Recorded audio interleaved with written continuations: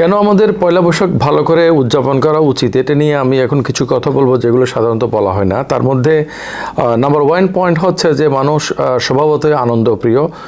কোনো একটা উৎসব আয়োজনে মানুষকে প্রীত করে এবং তাকে আনন্দিত করে, এবং একটা স্বাভাবিক জীবনের জন্য এটা দরকার।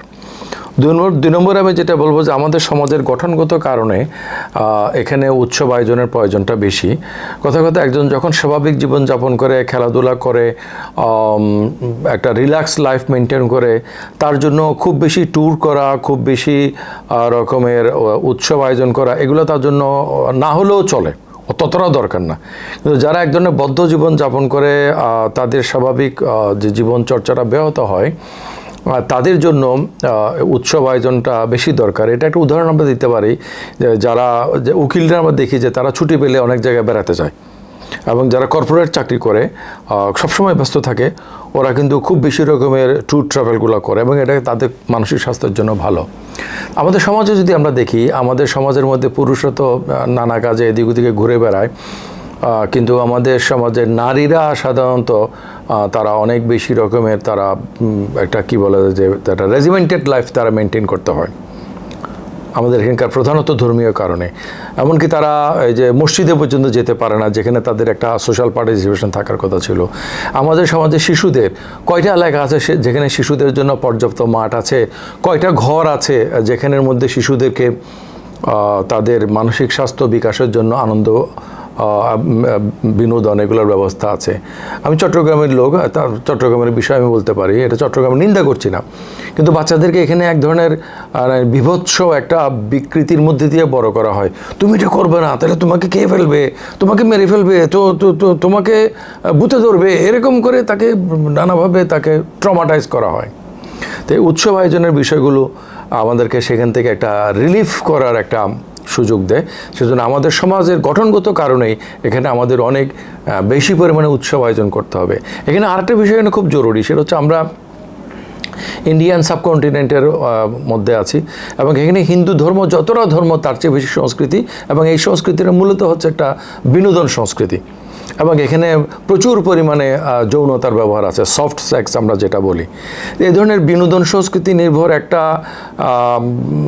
ধর্ম, সেইটার প্রভাবের মধ্যে যখন আমরা আছি, সেখানের মধ্যে আমাদের এখানে যদি সেই ভেন্টিলেশনের ব্যবস্থাগুলো না থাকে, উৎসব আয়োজনের ব্যবস্থাগুলো না থাকে, তাহলে আমরা যদি সরাসরি এগুলোকে সন্দেহজনক হিসেবে বিবেচনা করে এগুলোকে হারাম হিসেবে পরিত্যাজ্য করি, তখন মানুষজন স্বভাবতই তাদের আনন্দ প্রিয়তার জন্য, উৎসবের জন্য পানি যেমন নিচের দিকে যায়, তারা সেদিকে যাবে, যেটা আমরা দেখতে পাচ্ছি।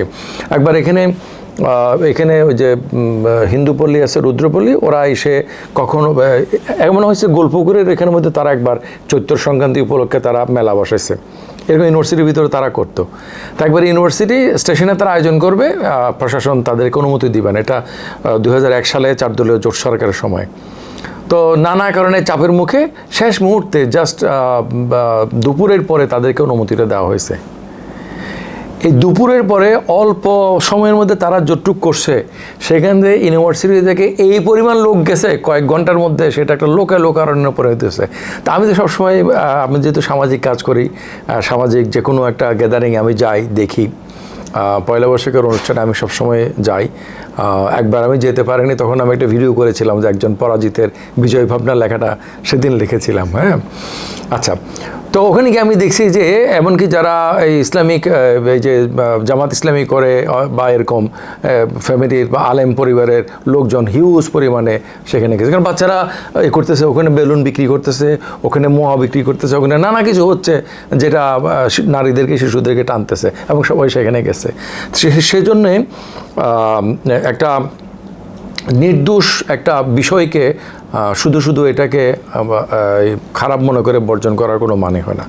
পয়লা বৈশাখ আমাদের ভালো করে কেন অর্জন করা উচিত, এটাকে আমাদের উদযাপন করা উচিত, সেইটার আরেকটা কারণ হলো, চতুর্থ পয়েন্ট আমরা বলবো, এটা অনেকে খেয়াল করে না। সেটা হচ্ছে যে আমরা যারা ইসলামের কথা বলি, ইসলাম চর্চাকারী প্র্যাকটিস মুসলিম, আমাদের জন্য জাতীয় দিবসগুলোতে যেমন শহীদ মিনারে গিয়ে পুষ্পস্তবক অর্পণ করা অথবা স্মৃতিসৌধে, এগুলো আমাদের জন্য রিলিজিয়াসলি অবজেকশনেবল। হ্যাঁ, এবং আমাদের মধ্যে কুণ্ঠাবোধ তৈরি করে, কেউ এটাকে সম্পূর্ণ খারাপ মনে করে, কেউ এটাকে অ্যাভয়েড করে, বা এটা অ্যাটলিস্ট এটা একটা বিতর্কযোগ্য বা মানে প্রশ্ন সাপেক্ষ একটা ব্যাপার। কিন্তু পয়লা বৈশাখ এই ধরনের কোনো বিষয় নেই। আপনি বৈশাখের একটা র্যালি করেন, আনন্দ ফুর্তি করেন, এটা পিওর আনন্দ ছাড়াও কোনো কিছু না, এবং গ্রামে গঞ্জে অতীতে এটা হয়ে আসছে। এরপর আমি যেটা পঞ্চম পয়েন্টে যেটা বলতে চাই, যে পয়লা বৈশাখ হচ্ছে মূলত মুসলমানদের অনুষ্ঠান। কথার কথা, আজকে হচ্ছে 30শে চৈত্র 1432 সাল। ওকে, তাহলে আগামী কাল হবে পয়লা বৈশাখ 1433 সাল। কিন্তু মজার ব্যাপার হলো, এই 1433 সাল এটা কাউন্ট করা শুরু হয়েছে 470 বছর আগে, অর্থাৎ 963 হিজরি সন। এইটা সম্রাট আকবরের সিংহাসনে আরোহণের বৎসর, এটাকে ধরে এটা গণনা শুরু হয়েছে। তো এই হিজরি সন হচ্ছে চাঁদের হিসাবে। হিজরি সনের 963 যে বছর ছিল আকবরের সিংহাসনের বছর, এটা 1584 সালে এটা ফসলি সন হিসেবে চালু করা হয়। কিন্তু এটাকে এফেক্ট দেওয়া হয় রেট্রোস্পেক্টিভলি 1556 সালে ওনার সিংহাসনের মানে খ্রিস্টাব্দ হিসাবে বছর থেকে কাউন্ট করে। সুতরাং একজন মুঘল সম্রাট একটা বাৎসরিক ফসল আদায়ের একটা ক্যালেন্ডার হিসেবে এটা চালু করেছে। এটাকে ডিজোন করার কোনো কারণ আমরা দেখি না। এবং আরেকটা কারণ হলো যে যারা সনাতনী মানে হিন্দু, তারা কিন্তু তাদের কাছে চৈত্র সংক্রান্তি মানে আজকের দিন মানে 30শে চৈত্র, এইটা তাদের কাছে ধর্মীয়ভাবে একটা গুরুত্বপূর্ণ উদযাপন। ওকে, পয়লা বৈশাখ হচ্ছে এটার ফলো আপ। হ্যাঁ, আমি যেটা বলেছিলাম যে যখন রাসূলুল্লাহ সাল্লাল্লাহু আলাইহি ওয়াসাল্লাম মদিনাতে গেলেন, তখন উনি দেখলেন যে ইহুদিরা 10ই মুহররম তারা রোজা রাখে। না এটা তাৎপর্যের কারণে নবী রাসূলদের। তখন রাসূল সাল্লাল্লাহু আলাইহি ওয়াসাল্লাম বলছেন যে এরা তো আমাদের ভাই, আমরা তাদের সবচেয়ে, এদের চেয়েও আমরা তাদের ব্যাপারে বেশি হকদার। সুতরাং আমরাও কিন্তু 10ই মুহররম আমরা রোজা রাখবো, তবে তাদের সাথে পার্থক্য করার জন্য আমরা একদিন আগে করবো অথবা একদিন পরে করব। সো আমরা যদি ইসলামিক দৃষ্টিতে দেখি যে পয়লা বৈশাখটা যাতে আপনার একটা মানে হিন্দু উৎসবকে আমরা পালন করছি, এটা যাতে না হয় সেজন্য আমরা চৈত্র সংক্রান্তি পালন করি না এবং করার কোনো প্রসঙ্গ আসতেছে না। এখানে কোনো বিতর্ক হয় নাই যে আমরা কেন চৈত্র সংক্রান্তি 30শে চৈত্র পালন করি না। সুতরাং এটা আমাদের মধ্যে একটা কনসেনসাস যে আমরা পয়লা বৈশাখ পালন করতেই পারি। এবং আমরা সব জায়গাতে মেলা হচ্ছে যে একটা গ্রামীণ সংস্কৃতির বৈশিষ্ট্য। এই যে এখানে যে অনেক দিন ব্যাপী যে সিরাত হয়, কোথায় জানি চুনতিতে, ওখানে আমি গেছি, আমার কাছে ছবিগুলো আছে, পুরো দমে মেলা। এই যে বিভিন্ন মাদ্রাসার বার্ষিকী হয়তো আমাদের পাশে বাবুনগর মাদ্রাসার আমার বাড়ির পাশে, ওখানে মেলা হচ্ছে যে গ্রামীণ সংস্কৃতির অংশ। এবং এই সময়টা হচ্ছে যে এটার জন্য উপযুক্ত সময়, সেটা বসে। আমি সর্বশেষে আরও একটা কথা বলবো যে ইসলাম কিন্তু নৃতাত্ত্বিক কোনো পরিচয় এবং সেটার কোনো উৎসব উদযাপনকে কখনো নিষেধ করে নাই। এখন কোনো ইসলামিস্টরা বলে যে মদিনাতে তৎকালীন ইয়াসরিবে নববর্ষ উদযাপনের অনুষ্ঠান করা হতো। রাসূল ইসলাম বলছে যে এর চেয়ে ভালো আমি তোমাদেরকে 2টা দিন দিচ্ছি, ঈদুল ফিতর এবং ঈদুল আজহা। আচ্ছা, তো এটা সুবাদে তারা বলতে হচ্ছে যে না, নববর্ষের পরিবর্তেই তো ঈদ আসছে, সুতরাং ঈদ পালন করলে আর নববর্ষ পালন করা যাবে না। কিন্তু ব্যাপারটাকে আমরা তো তথ্যটা পাইছি যে এই ঘটনাটা, কিন্তু আমরা এটাকে এভাবে কি ব্যাখ্যা করতে পারি না, বুঝতে পারি না, বা এভাবে বুঝলে অসুবিধা কি? সেটা হচ্ছে যে সেখানে মুসলমানদের কোনো স্বকীয় বৈশিষ্ট্য ছিল না। এখন তো কেউ বলতেছে না যে না আমরা ঈদ বাদ দিয়ে আমরা তাহলে নববর্ষ পালন করি। ওকে, এবং এই ইয়াতে রাসূলুল্লাহ সাল্লাল্লাহু আলাইহি ওয়াসাল্লাম যে নৃতাত্ত্বিক যে পরিচয়, এটা কিন্তু করে যে উনি কুরাইশ গোত্রের, এরা আউস, এরা খাজরাজ, এদের নিজস্ব রসম আছে। বলছে যে তুমি আনসার মেয়ে বিয়ে করতেছো, আনসারদের কিন্তু এরকম, এটা তুমি খেয়াল রাখবো। আমরা নানা কিছু থেকে পাই যে এটাকে কখনো নিশ্চিত করা হয় নাই। সুতরাং এক একটা পরিচয় এক একদিকে সত্য। একটা অসম্ভব ভুল একটা প্রশ্ন এবং কন্ট্রোভার্সির কারণে এই জিনিসটা অনেক বেশি আসে যে আপনি কি আগে মুসলমান আগে বাঙালি, একটা ফলস ডাইকোটমি, ফলস বাইনারি।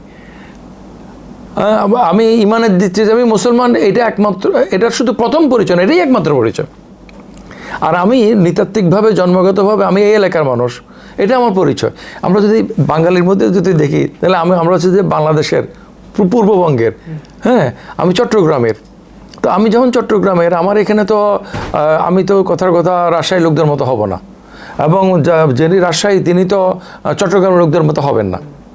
তো এটার মধ্যে ভালো মন্দ কোনো কিছু না। আমাদের যে পরিচয়গুলো, এই পরিচয়গুলো ইসলামীয়করণেই সেই পরিচয় আমরা, আমাদের রাজনৈতিক পরিচয় আমরা বাংলাদেশি, আমার যদি বলি নৃতাত্ত্বিক পরিচয় আমি বাঙালি, এবং আমার ধর্মীয় পরিচয় আমি মুসলমান, ওকে, পেশাগত পরিচয় আমি শিক্ষক, হ্যাঁ, পারিবারিক পরিচয় আমি মিতুল ম্যাডাম আমার হাজব্যান্ড, এরকম আমার অনেক ধরনের পরিচয় আছে। এই পরিচয়গুলো কোনোটা চেয়ে না।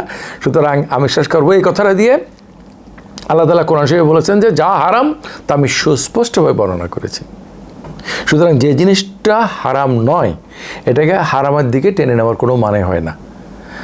যেটা হারাম হওয়ার ব্যাপারে মানে নস নাই, কোনো সুনির্দিষ্ট অকাট্য দলিল নাই, সেটাকে আপনি ব্যক্তিগতভাবে আপনি ইয়ে করতে পারেন, কিন্তু আপনার যদি ওভারঅল সামগ্রিক আমরা পরিবেশ পরিস্থিতির দিকে তাকাই, তাহলে আমাদের উচিত এই ধরনের আরও অনুষ্ঠান করা। আমার জাতীয় রাজনৈতিক দিবসগুলো, আমাদের ধর্মীয় দিবসগুলো, আমাদের জাতিগত দিবসগুলো, ইভেন আমাদের ওই যে মেলা বসে, ওই যে কী জানি বাণিজ্য মেলা, হ্যাঁ, এগুলো যত বেশি রকমের আমরা উৎসব আয়োজন করব, নির্মল বিনোদন করব, তত আমাদের মনের উপর কম চাপ পড়বে, এবং আমরা আমাদের বাদবাকি যে আদর্শ, মূল্যবোধ, নীতি, নৈতিকতা, ধর্মীয় যে বিষয়গুলো, এগুলো সুন্দর করে পালন করতে পারবো।